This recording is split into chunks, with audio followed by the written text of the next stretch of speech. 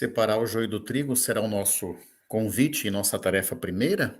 Não seria melhor que a gente acompanhasse o fermento que fermenta a massa, preparada por uma mulher, que a gente olhasse o grão de mostarda?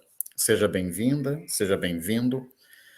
O evangelho de hoje é tirado do capítulo 13 de Mateus. O capítulo 13 é o chamado Sermão das Parábolas e começa com Jesus saindo de casa.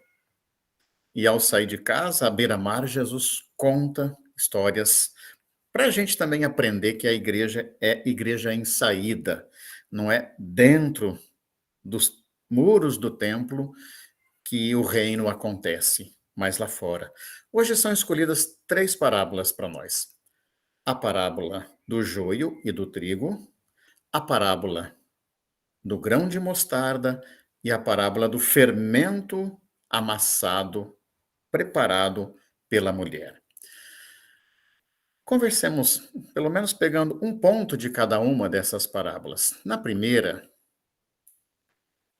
o homem semeia semente boa, espera que nasça semente boa, mas é avisado: Senhor, nasceu muito joio no meio do trigo. Ah, com certeza foi um inimigo que fez isso. Como é que a gente vai agir? Vamos arrancar tudo que já está pronto? Vamos estragar a colheita? Por quê? Porque nós somos os bons, os outros são os ruins? Não. Por mais que a gente queira, Jesus está pensando no final do processo e nós queremos atropelar tudo. Jesus quer ter a paciência da espera e nós achamos que somos nós e eles. Nós, o joio, nós, o trigo, eles, o joio. Nós, a igreja, eles, o mundo. Nós, os bons, eles, os ruins, e tudo que é ruim tem que ser eliminado. Parece que Jesus não pensa assim. Há sempre um processo, há sempre paciência a ser vivenciada. A superação do ódio depende da paciência do processo, para que, no final, joio e trigo sejam separados, se necessário, não por nós, mas por quem vai finalizar a colheita, o próprio Deus. Que a gente tenha a paciência, mas principalmente a humildade de reconhecermos que nós não somos trigo e que os outros são joio. A vida é uma mistura e temos processos a serem vivenciados. A segunda historinha, muito conhecida. O reino dos céus é como uma semente de mostarda que uma pessoa semeou no seu campo. Era a menor de todas as sementes. E quando cresce, fica tão grande que até as aves do céu vêm fazer seu ninho.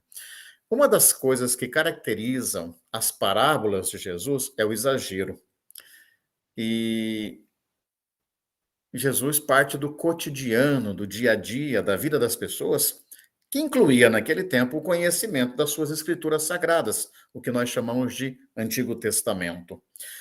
Os judeus conheciam muito bem trechos de Daniel, trechos de Ezequiel, em que Deus dizia: Olha, eu vou pegar do tronco mais alto, do cimo, do toco, ou da ponta de um pé de cedro, um ramo, e vou plantar numa montanha alta, e aí vai dar uma árvore tão grande que toda espécie de ave virá habitar.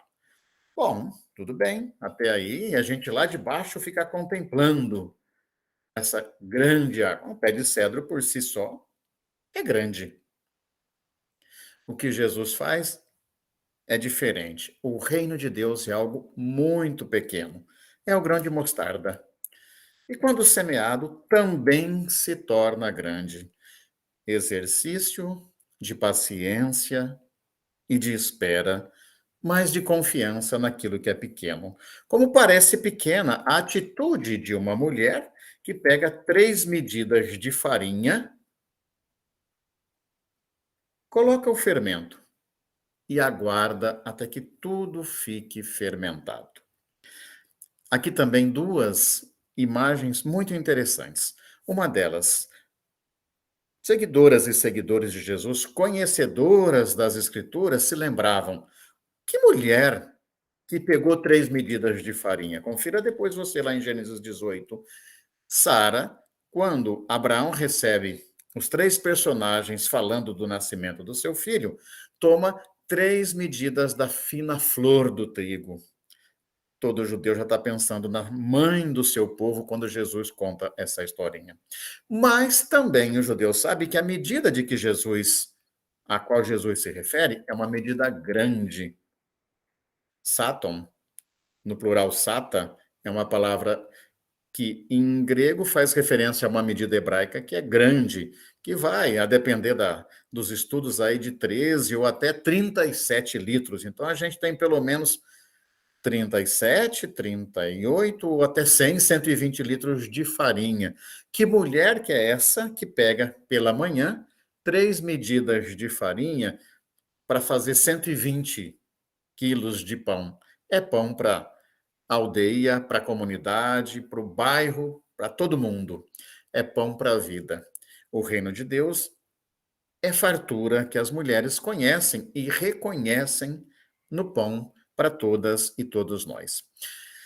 Que a gente tenha cuidado, que a gente não queira separar joio de trigo antes da hora, não assumamos nós aquilo que compete a quem vai fazer a colheita finalmente, o próprio Deus. Que a gente tenha a paciência e a humildade de ver o grão de mostarda crescer, mas que a gente aprenda também com a mulher a esperar que o fermento dê conta da farinha toda e que haja pão em abundância para todas as pessoas, filhas e filhos de Deus. Um abraço.